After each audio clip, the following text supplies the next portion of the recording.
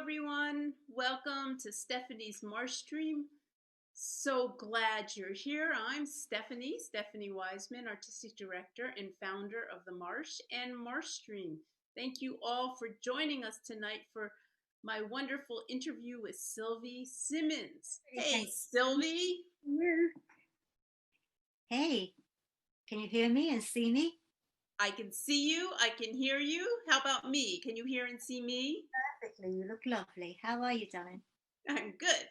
Look at you. You are in front of 60,000 trillion million CDs and cassette. What are they, all CDs? That side CDs, the bits you can't see, are the precious LPs. They're on this wall. And classical is over there. And yeah, so I'm here in my girl cave. Your career cave, too. So, Sylvie, you are so well known as a rock critic.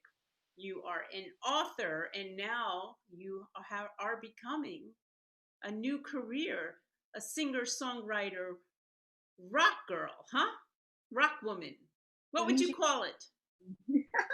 Well, I was a rock chick, but I guess I'm a bit old now for the chick part. So I'm a rock hen, I guess. And so I had to become a singer-songwriter because it added more dignity to my title. Okay, so let's start. Let's start at the beginning.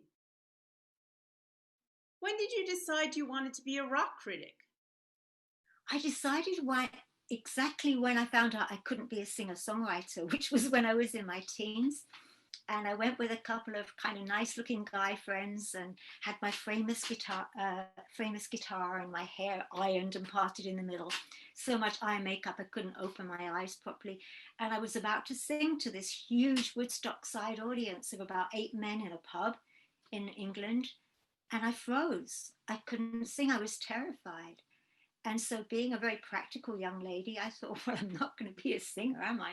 So I'd better be a rock writer. So the old cliche that, rock writers are people who can't sing is pretty much true in my case.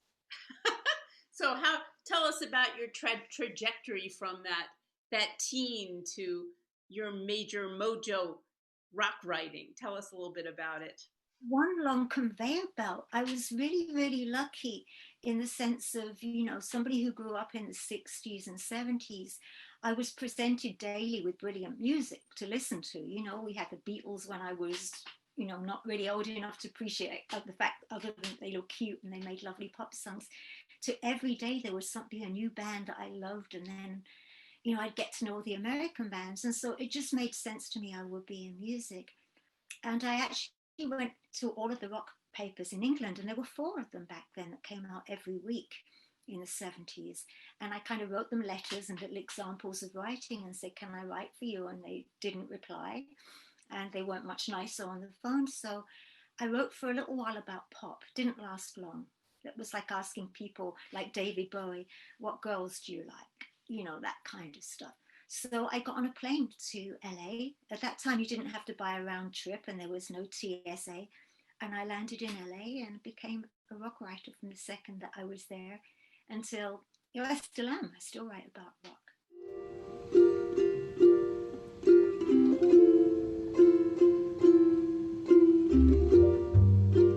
Riding into the sunset like a cowboy movie hero. Dust in the air shines, gold in the sun. Birds fly, wings stir up the blue. Oh, sweet California, my heart calls out to you. Oh, sweet California, I'm coming home to you.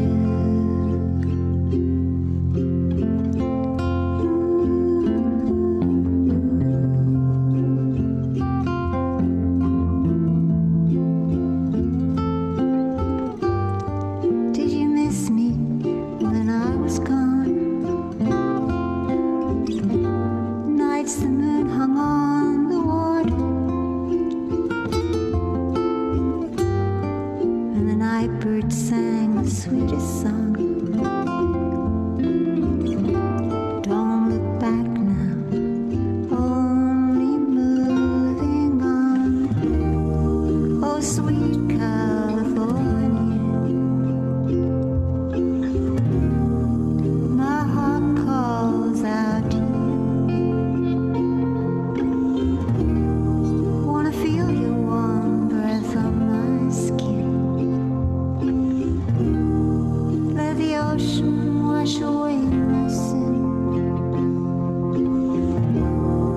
Oh, sweet California, sweet California, I'm coming home to you.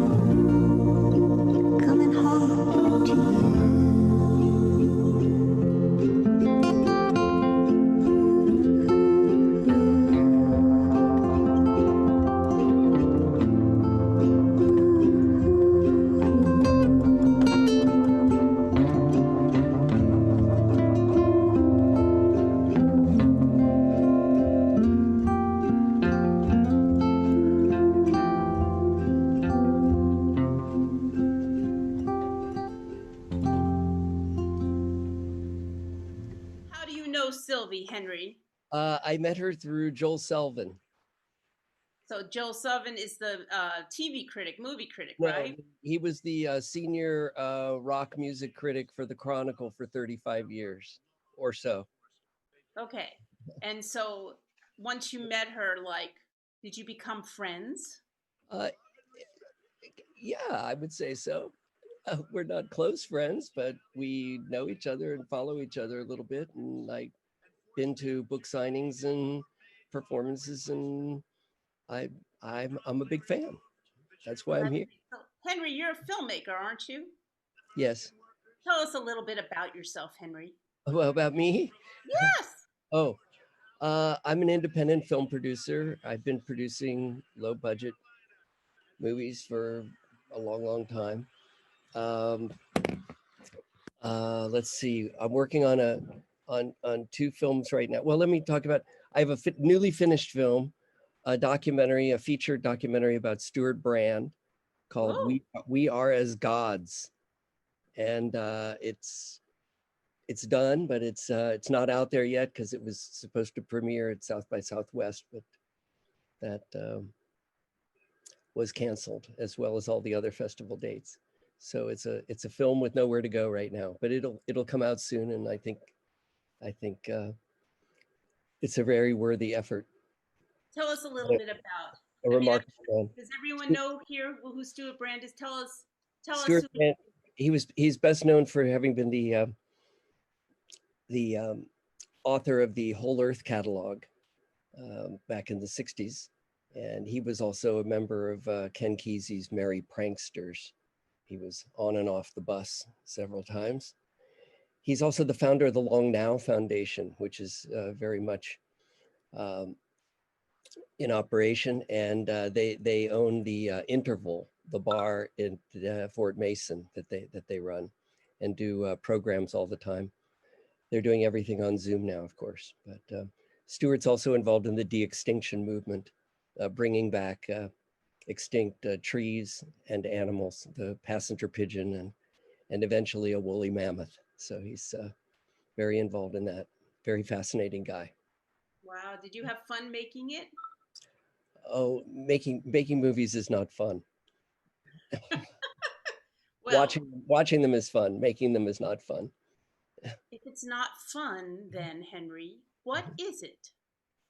Well, Sergio Leone said it best. To make a movie is terrible, but to have made a movie is wonderful. And how many movies have you made now? Many. Can you tell us the number? Have you made so many you can't even count them anymore? I don't know the number. I honestly don't. This is now in a different room. See that we've changed the backdrop. This is books. And who knows what weird stuff is here. Actually, I'll show you what's here. Here is a picture of me being picked up by something before they invented Lyft to pick you up and Uber. This was a heavy metal band picking me up on the street, carrying me home. There you are. Put it closer and closer to your camera so we can see it. Now go up a little. Closer. Do we know who the band is? Well, one of them is from Motley Crue, the other's from Rat, and one is from Wasp. And that's me in the middle. And where that black glove is, I better not even mention. I didn't feel it at the time, is all I can say. Okay, we'll zoom back. Here I am again. Did you change your clothes too? Had a bath, had a drink. I don't know. So now I'm on my big desktop, so it all looks wonderful, but I think the lighting isn't quite as flattering as the other one. Well, it's so much more flattering to see you than not to see you. And Yeah. you look beautiful. So do not worry. Do not worry. Okay. So where we got stuck, I don't know if it's bad luck to go back there, but tell us a little bit about your writing about rock band careers and who were your favorite ones you wrote about? Who were the most famous ones you wrote about? Oh my Lord. Well, in the beginning, it was pretty much a sort of 7 days a week job, and the best job you could imagine. The pay was like that, but the enjoyment was like that times 1,000. I was on the guest list at every club in town, and they used to give you a tab, which meant you could buy as many drinks as you want and it would be paid for. And so I'd get peanuts. So if I had Kahlua cream peanuts, I had pretty much all of my food group, dairy and protein. So that was good. And they would clothe you. You'd get all these great kind of rock t-shirts and everything. And it was just a riot. It was one thing after another. And I was a correspondent for a British magazine. And they would send me out one day to do, say, Rod Stewart or Michael Jackson. And the next day it would be a heavy metal band. And I think in 1978, I'd been a rock journalist maybe about 6 months. I was sent on the road with Black Sabbath. That was fun, being embedded, so to speak, but not that kind of bed, but on the tour bus with them in my own little bunk. And it was just a great time. And the time just kind of flew by. It was, like I said, this kind of conveyor belt. Every day there was something new to do. There was never any lulls. Let's go back to Black Sabbath. Why would you be on a bus with them and constantly? Were you writing a big piece about the trip? Or Really big piece. It actually ran over the space of 2 issues. It was so big. Back in the day, you got away with that. And it was the tour that they were breaking up on for the first breakup that they had. So I think it might have just been an accident they sent me, but I think it was partly one of those things like, in the old days in Greece, apparently they would put children on the mountain for the first week of their life to see if they would survive. I think that was probably my Greek mountain experience. And at that time as well, the guitarist of Black Sabbath had actually gone and punched one of the male journalists in England in the nose for writing something mean about him. And I guess they don't punch girls, so I got that job. But did you write something mean about him? No, I didn't. So I came out unpunched. It was all good. Okay, so then tell us what's the next grade in your next decade in the 80s. What was the most exciting? That became almost like my heavy metal years, because I was living in LA, and that was when people like in that picture were coming up, the hair metal bands. And so I liked them because at that time I dyed my hair jet black and had it sort of like an exploding Christmas tree, the Susie Sue look, with the 10 cans of spray to hold it up, killing the ozone layer. I didn't know that. I make up for it now if I can. So that was mostly the metal years. And then in the 90s, I was interviewing like great people like Joni Mitchell and Tom Waits. And then at the beginning of the 2000s, I got to spend a week with Johnny Cash just before he died, doing a big thing with him. Did you know he was dying? No, he did. He looked like he was on his deathbed. He was in a terrible state. And it was 6 weeks after June Carter, his wife, had died. And he was in such a state of grief, as well as terribly bad health and in a wheelchair, that I just didn't think these interviews were going to happen. But, I knew he probably would follow her soon. And he said he had to work to get through the pain of losing her. So we got together and did this, these pretty much a whole week every day of interviews. Then came the Leonard Cohen years, the writing Leonard Cohen book. And in between, I lived in France for a while. So I wrote a book on a guy called Serge Gainsbourg. And if you know him, extra points to you. Tell us about him. He was, in a way, a little bit like a kind of French version of Leonard Cohen, in that he kind of sort of murmured sexily his lyrics and was a bit of a ladies' man and had all these wonderful, beautiful women, like Jane Birkin was his long-term girlfriend, mother of his daughter Charlotte Gainsbourg, the actress. But he was just a kind of enfant terrible and had the wildest mind and made his own albums that were insane, had the greatest concept albums you could imagine. So I really only discovered him when I moved to France, because I had that usual snobbish Anglo-Saxon kind of view about music, that, French food was great, but their pop music wasn't. So I learned a very big lesson by living there, and Jane Birkin had sort of requested I do a book on him. You can't turn down Jane Birkin. Who is Jane? Tell us who Jane Birkin is. Jane Birkin was this English actress who, when she was about 18 years old, became the first English actress, or any actress, I think, to appear on screen full frontal naked. This was, I think, the thing that you'll get from Wikipedia. These days, she's more known for the Birkin bag, which was a very big deal in New York, a very expensive women's purse. But in between, she was an actress, and Serge Gainsbourg fell in love with her when she was probably about 19 and made her a singer. And so she's now a very, very famous singer in France, often sings still a lot of his songs, and is a complete character. Is he still alive? No, he's gone now. What about Joni Mitchell? Tell us about Joni Mitchell. How old was? What years was that like? What was she making back then? I don't remember exactly what album she was doing, but she was in a very happy state of mind. I remember that she had really big hands. When she shook hands with me when I came into the studio, I actually have big hands for a small person, but she had these like real painter's hands. They were huge, strong, gorgeous hands. And she was very open about everything, very frank, and offered that I could come with her on the road not to sing. I was not singing. I certainly wouldn't sing around her, she's so brilliant.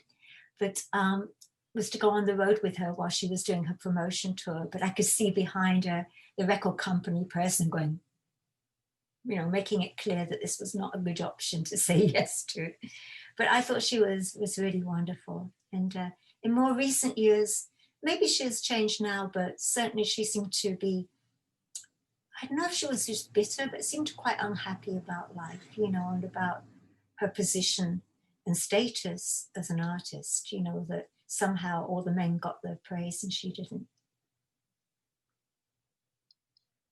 So when did you move into writing books? I guess my first book I wrote was probably in the early 80s, and that was from that band Motley Crue. It was just a book that was offered, and it was written in about 2 months. It was deep and meaningless. And then I guess I got a bit lazy. I didn't write another book until the 90s, which was on Neil Young was my next one. Then Serge Gainsbourg, the French guy. And then I did, my kind of huge tome of the Leonard Cohen book, which was, I suppose, my biggest and most serious book, and certainly the most successful. Before we get to Leonard Cohen, let's go back to Neil Young. So why did you write a book about Neil Young? Did you want to? How did that come to be? That was actually commissioned. It was Mojo magazine that I was writing for had got a deal with a publishing company in the UK. And it was quite a good idea. They were going to do a series of books on the people that were given like the Mojo seal of approval. We were kind of very serious music magazine. And so if we thought you deserved a book, you got a book. And among the first 4 of these books, these hardbacks, was Neil Young. And because I was the one who was mostly interviewing him and had many times over the years, they said, we're going to get you to write this book. And I did. And after that happened, somehow or other, I think Mojo somehow had a falling out with the book company. You know, a rock magazine and a big publishing company probably didn't get along so well. And so as a result, we apparently only have 4 people that we like. So these 4 books exist on there. So I did that, and I did get into writing about books at that time. Before I'd been so busy because I wrote for several magazines at the same time, and they all would send me to do different kind of assignments. So it was quite a lot of hard work, you know, to try and do that, and also, you know, go home to the one you love. And it's like, you know, you didn't necessarily want to be up all night and all day, every day writing books. But with Leonard Cohen, I wanted to. I really wanted to.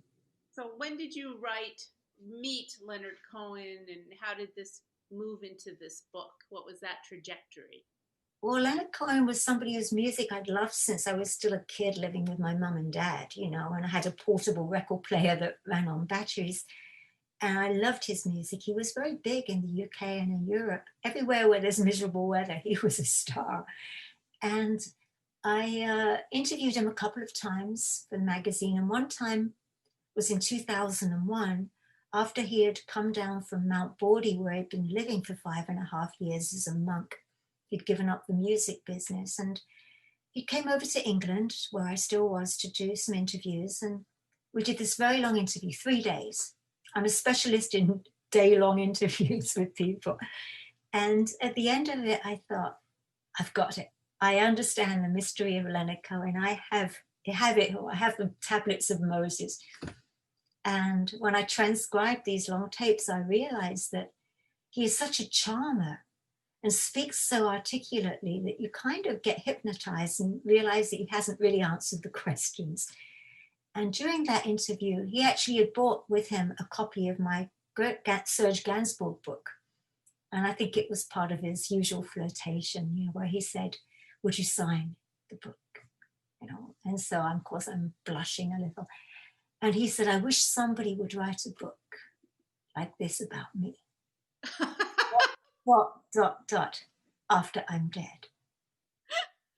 So when I did get in touch with him, it was like, sorry, I'm jumping the gun. But, you know, I did wait a few more years, but, you know, not dead yet, let's do it.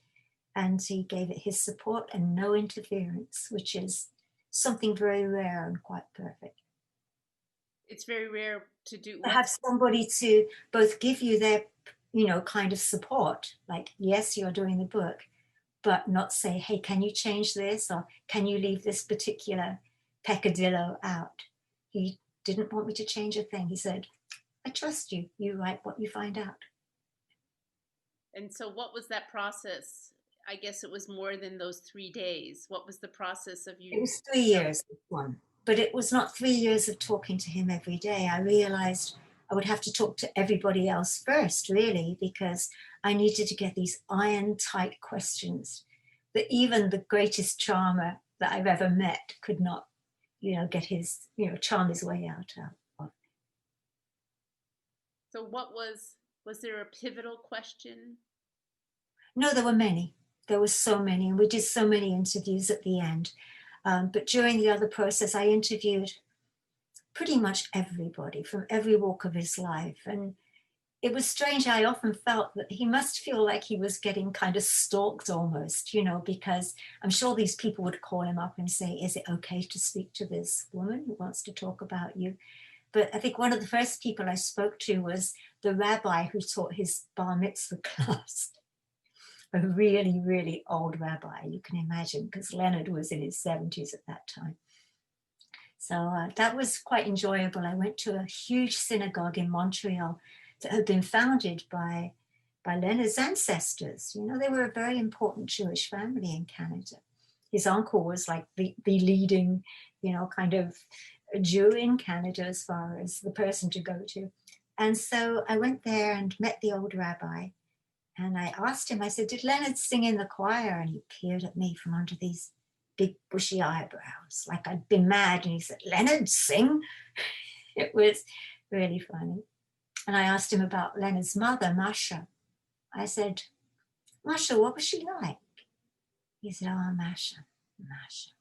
And his eyes were tearing a little. And he said, she was she was a woman. I figured this is going to be quite hard, this book writing. So I said, maybe like a couple of words to describe her.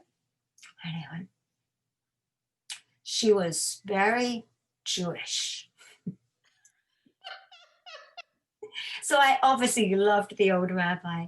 And I went and stayed at the monastery that he lived in, the Zen monastery, and spoke to the monks as well. And so I went everywhere. And the key women in his life, the key muses, I couldn't believe that none of the books on Leonard Cohen had really mentioned the women when that was so important to him in so many ways. So it was a long process. Then at the end, Leonard and I would just sit around. He would usually feed me. He's a Jewish mother himself. He would kind of make sure I had enough to eat. You're looking too thin. Let me make you another sandwich. You just made me one. I'm fine. Thank you, Leonard. So it was a really beautiful process. 3 years, huh? Just about, yeah. And what did he say when the book came out? Well, he was on the road. He went straight back on the road. And I would go backstage and I'd see the band and they would all have copies of the book, which must be so embarrassing for you. You think about it. Everybody's in your band is like reading about you. And he would come in and we would talk briefly. And I was too English to ask him what he thought. And he was too Canadian to say if he didn't like it. So we left it like that. It was like, it wasn't exactly the elephant in the room because we were quite happy with each other, but it was just something we never talked about. It was this project that was over. But years later, I did find out, he did let me know what he thought. So it was nice. Have you written any books since? Okay, tell me, this book has been translated into how many languages now? I think it's 28 right now. It's quite amazing, but it makes me grin every time I get an email from my agent saying, Slovenia wants to do one, or, Russia wants to buy it. So I want to collude with Russia. Yes, definitely. So it's got a huge amount of translations and really, really grateful for that. I mean, it just makes me happy. A lot of them I can't read. There's 2 different Chinese language versions. So that's nice. I believe that they've translated it well, but I couldn't swear to it. There's a Hebrew version too. That came early on. So it's just a wonder. I've never had that many translations. I've had them for other books, but not like that. Is there a Canadian version? There is several different ones because they put different editions out, including an updated version. But there's a Canadian French version as well. There's the regular French version. So there's Quebec version and a Canadian version, which has 1 extra paragraph than the American version. What is that extra paragraph? What is that? Something they asked me to put in. It was just a historical information that they thought would be very useful because, it was for Canadians. And I thought it was another paragraph. They didn't ask me to take anything out. That's the only thing I would find. Wow. So have you written any books since? I wrote a book with Debbie Harry, and that was her memoir that came out last year called Face It. And when you write, are you a ghostwriter? Is your name, how does that work with that? That one's awkward, shall we say, and they made me sign one of those disagreements, as I call it. They made me sign a disagreement, so I'm not allowed to talk about that stuff. But it was meant to be a collaboration. And any coming up in the future right now? I don't think so, because for the last kind of year and a half, really, I've been focusing on the music side. Once I decided I was going to put out my own music, and that was in 2014, I did my first album. I was ready to just not put the music writing aside. I would never stop that. But I just wanted to move on. I was on a roll. I was so happy doing that album, and so happy that it kind of did well, for an indie album. And so I was ready to do the next one and went into the studio when I finally had a chance, right at the beginning of 2017. And we had an afternoon in the studio that was magical. And then that same night I had a big accident that you probably remember. And that put paid to it for a long time until I could play again. So So what made you decide to go that the last time we heard at least about it here that you tried to sing, you froze. So what made you decide to move forward? What gave you the courage or the inspiration to move forward with the singing? It was from going on the road with the Leonard Cohen book. I mean, obviously, as I got older, not obviously, but as often happens, as I got older and I was a rock writer, I kind of got over the sort of shyness, I suppose, of speaking to strangers. Otherwise, you wouldn't be getting anywhere, if you couldn't speak to strangers. And when I did the book tour, I just thought, book tours, I don't know about you, but I found a lot of them really kind of quite dull. There's somebody at the front, kind of reading. And so I thought, I'm a human jukebox of Leonard Cohen on a ukulele. I had a ukulele. It's light to carry around. And I thought if I take that with me, I could sing some Leonard Cohen songs. And nobody's ever mean to anybody with a ukulele. And I thought that would be interesting. People could call out requests and I could give it a go. And so this thing took off its own kind of life, I was going so many different places, as far as New Zealand and Australia and Colombia and Chile and Europe. And everybody would say, bring the ukulele, even if it was like a serious literary festival. So I kind of liked that. And by the end of it, I thought, I can do my songs now. And so a friend of mine, Hal Gelb, who's with a group called Giant Sand and also a solo artist from Tucson, who's absolutely brilliant, had been trying to persuade me to do my songs for a long time. And at the end of the Cohen tour, I said, okay, let's do it. So we did it. And it just felt so natural. I didn't feel scared particularly, at all. So you wrote the music and you wrote the lyrics. Is that how did it all come together? Let's talk about the first album. What is the name of the first album? Sylvie. Sylvie? Sylvie, yes. It came together very naturally. I'd been given a ukulele in, I think it was 2006. I moved out to San Francisco in 2004 and I'd left all my instruments and stuff in England. I just came with a suitcase and was living a little bit like a monk. And I had a huge amount of stuff, as you could see on my CDs, all the books, but I left them all behind and I didn't have any instruments and I really missed that. And somebody gave me a ukulele and I just played around with it a bit. I thought, this is odd. It's a bit like a guitar, sort of, with 4 strings. And within a kind of day or two, I thought, I like this instrument.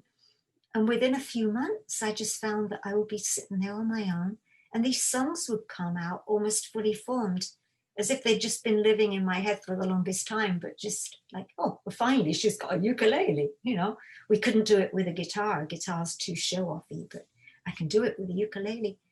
And these songs just kept pouring out. So I just chose, I think it was 11 of them for the first album. And wrote so would you sing from this? I'm sorry, what was that? I wrote new ones for this one. I didn't go back to the leftovers. It was like the songs just keep coming now. So when you write, what's your process? Do you just strum and make up melodies and make up words? Do you do the words first and then play it? How do they come?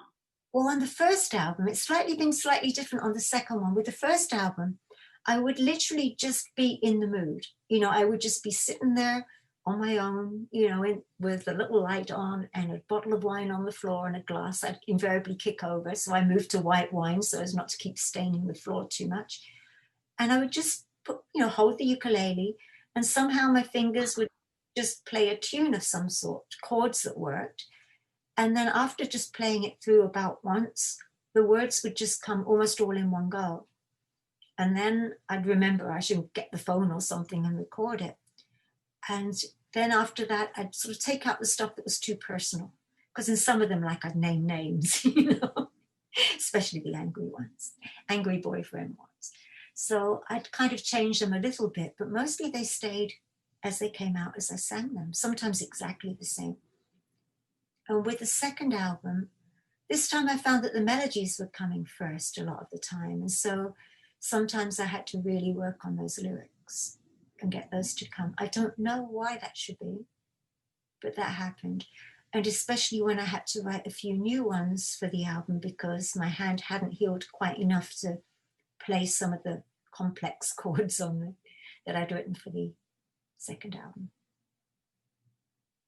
And you would get them, and you would work with that. Was it Hal Gell? Did you say his name is? He would help you produce them, and how did that all work for you? Hal is a very interesting person. His music is usually kind of classed in the Americana genre, that kind of indie, strange, music.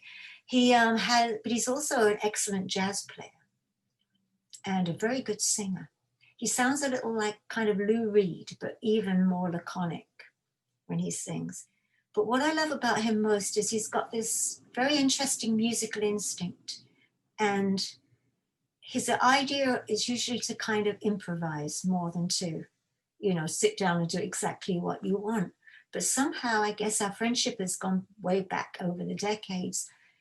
But I think that he somehow knows what I want, because a lot of the times his arrangements are exactly what I've asked him for. A few times we'll go into the boxing ring, though not usually that far. I'll say, I don't want that, I don't want that.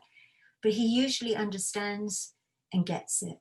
And the musicians he plays with in his group Giant Sand, I had some of those on both of my albums, and they're the same. They can just play anything. Do you want to play something now, either from your first or second album? With my ukulele right now? I'll have to go back to the room I was in and grab it. So just sing a second yourself. You have a beautiful singing voice. And I'll come back in 2 seconds with my uke. We are waiting for Sylvie, Sylvie, Sylvie, Sylvie. Where has she gone? She's gone to get her uke, uke, uke. Really, really, please come soon. Sylvie, soon. Here I come. Thank goodness. That sound is so beautiful. I'm now going to send everybody to sleep, so get your pillows.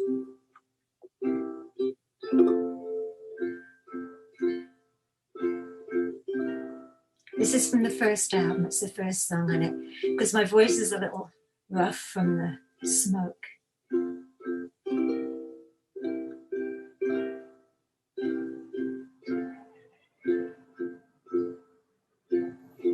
It's either you've been crying in the candlelight, and all your words you turn to smoke and lies.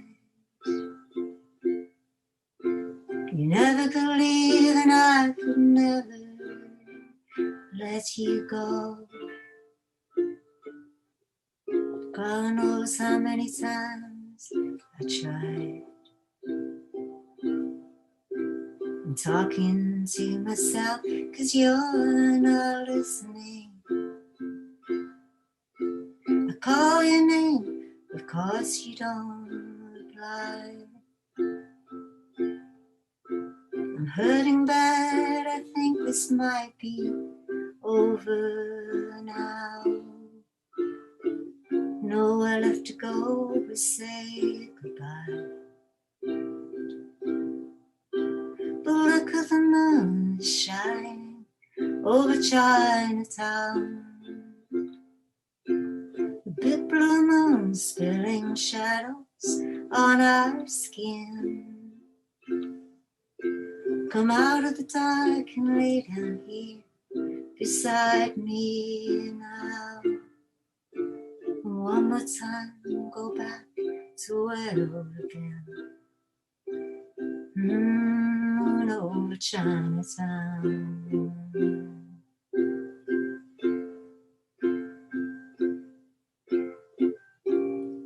I stopped believing in tomorrows,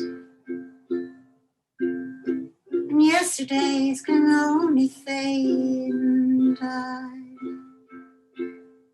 So love me tonight before you leave me. Tear inside my heart and never dries. And look at the moon that's shining over Chinatown. spilling shadows on our skin. Come out of the dark and lay down here beside me, and I, one last time, go back to where we've been. Moon over Chinatown. Moon over Chinatown.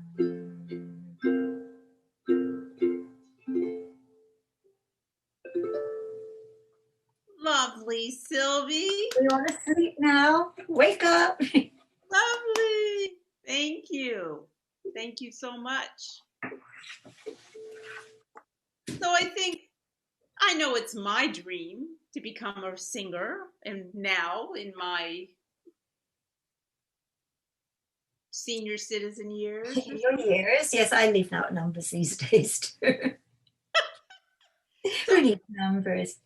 You know, I think you are such an inspiration to be doing this now. How do you feel about that part of it?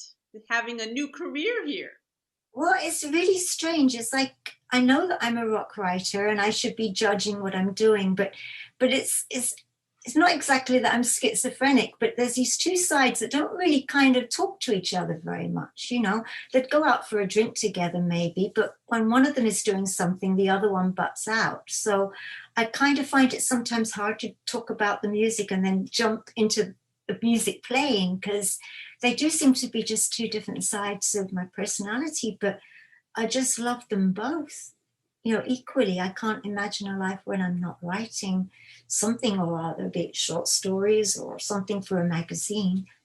But the music, I just love it.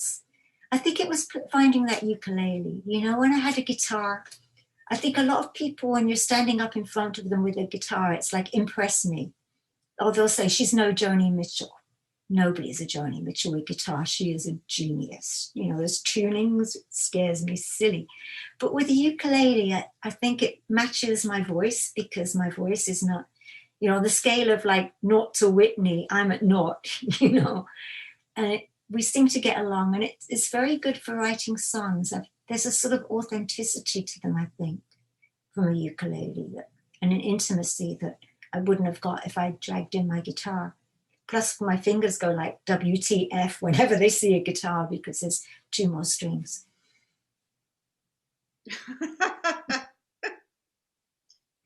So Sylvie, you've been getting some good reviews. Your album, okay, you're the rock. What do we call them now? Are they albums? Or are they? Wait, what? I was just doing my victory dance on my typing chair, but it didn't go very far. I think my hair caught in it, so it's not moving. Yes, I'm getting a technical question, Sylvie. Yes, madam. Are they albums? Are they CDs? What do you call these things that come out now? I usually call them records, because I still like to think of them that way. For example, I mean, my album is out on vinyl. It's coming out as an LP, or is out as an LP right now. And I think of things as side 1 and side 2 quite a lot. But I call them albums. Even if people buy them online, you know, as a download, it's still an album. It's still a work of a bunch of songs that somebody has decided live together and tell some sort of story or another, you know, that they're not just random songs that you decided you were going to cover or write. So it's still an album. And I think people, from what I've been hearing, are actually buying more music during the pandemic, during the lockdown, you know. Maybe because they can't go out and spend it on other things other than going to the grocery shop, you know. They're buying CDs and books, or download CDs and books. And that gives me a little hope. I hope they buy mine. I really do. Please buy mine. It's called Blue on Blue. By Sylvie's album, Blue on Blue. So tell us, so what date was it released? Oh, on the 12th, I think it was last week, I think, or just the week before. So it's just out, and the vinyl is just out. I haven't even got my vinyl yet. I've got the CD here on my desk, just to remind myself. Look at that. And where can you get it? Or anywhere that you get CDs from, being like Amazon or Apple Music or from Compass Records. Compass, like the thing that tells you where you're going. That's the name of the label. They're out in Nashville, and you can buy it directly from them online too. And I know that your last album was nominated for a what's a music award? The Grammy? No, it didn't get that far, unfortunately. I wish it was a nominated one. It was included in the nominees, but I didn't get to the Grammy nominated thing. I wish I did. But that's pretty amazing for a first album, don't you think? I was really pleased, and I really loved the label that I was on in the beginning, but they've changed into a label that only puts out reissues now. But they actually found my music accidentally. I have a friend who shares my last name, Michael Simmons, who's a music writer in LA. And I sent him the rough mixes of the album. This is a friend of the first album. And he was playing them when a guy from the record label called him up about something else. And he said, "Who's that singing in the background? Is it like some old folk singer from the 60s, you know?" And he said, "No, it's Sylvie, you know Sylvie." And so they gave me a record deal. Wow. So everything was so magical about the first album. The second one's also been magical, finding a great label like Compass. But, you know, it just had that weird bit in the middle of the accident, getting through that. And also the weird bit now of all the shows being cancelled, other than Zooms. I love my Zoom one, though. But you've been getting some good reviews, haven't you, on this new album? Yeah, it's been really good. I'm very happy. Tell us a little bit about the new reviews. Do you remember any of them? You always remember the only ones that hate you. It's the same thing. It's like on with my Leonard Cohen book. I think every author is lying if they don't say they look on Amazon and see the reviews and see how many are in there. But there's something like about 600 reviews or 500. It's a huge amount of reviews. And there was like the one that has the 1 star on it. It's just the one that you go back to. So there was one guy who said all the songs sound the same, but I'm sure the journalist side of me is going to run into him one day. And there was a woman who went on my YouTube page and said it was the worst thing she ever heard. Sylvie, your promotion person is going to not be happy. Tell us a good review. The good reviews, well, you don't actually remember them all, but they just say that it's magical, that it draws you in, it's addictive, you just can't put it down, you know, just something really beautiful about it. The first album was actually named by the UK Guardian as like one of the most beautiful albums of the year. And this has been named like a possible album of the year in a few as well. So does that make up for them being the worst? Yes, that makes up for it. Let's close with it because we are actually almost out of time. Oh, wow. Okay. Should we play? What should we do? Should we play? Do you want to sing another song? Should we do another? Do you have the video for that one, the new video for A Thing They Don't Tell You About Girls? And I can play along while you play that as well. But it's got such a beauty. Had you have that there? Yeah, we've got it and we'll do it, but don't play along because you'll be a second late. Okay, that wouldn't be so good, would it? But maybe they should just see that because I love that video and it makes me smile. Okay, so we'll do that video, then we'll come back and say goodbye to you and everybody. And you've been a wonderful guest. So glad to talk to you and see you for so long because this is the longest conversation we've had in whatever. I know, and I'm sorry we got so unzoomed there, but we managed to work it all out. And a big thanks to Henry Rosenthal, who I tortured with interview questions. Oh, well, that's really good. I promise never to do that again. I'm going to have to stream it and see what he said. We always say too much, you know, when all you want is yes or no. Light a candle, say a prayer, make believe that someone's there. The thing they don't tell you about girls is we don't know when to stop.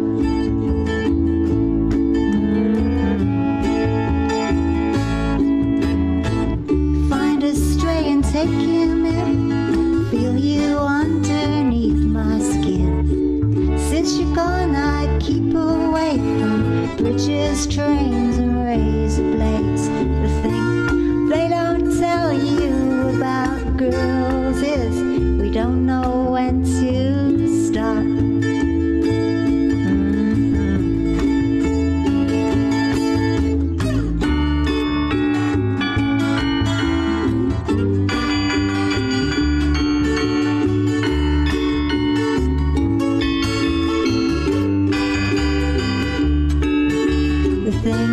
They don't tell you about girls if we don't know when to stop.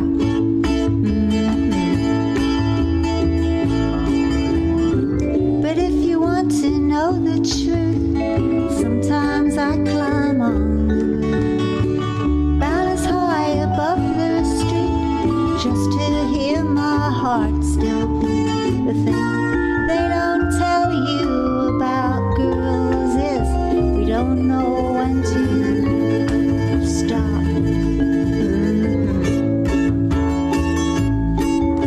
The thing they don't tell you about girls is we don't know when to stop.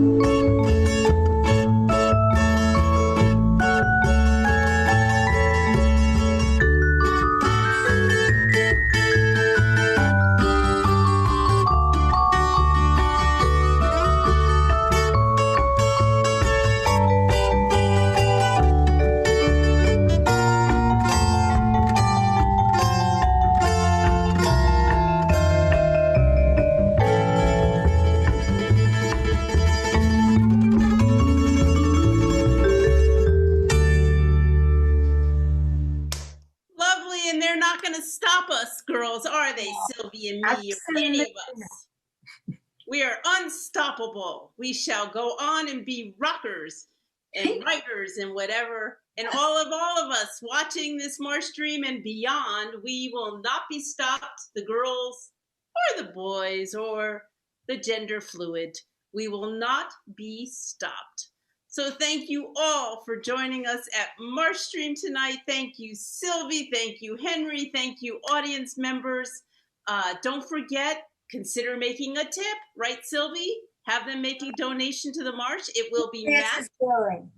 It will support MarshStream, and it will support its artists and keep us going. We are your free public broadcasting platform. Wonderful. Yes. Give to the Marsh. Yes. Give. And love. That's Wear a mask so you don't get the virus and you don't get smoke inhalation. Love you. All right, bye. See the bingo. Have fun with your pets and come back this weekend.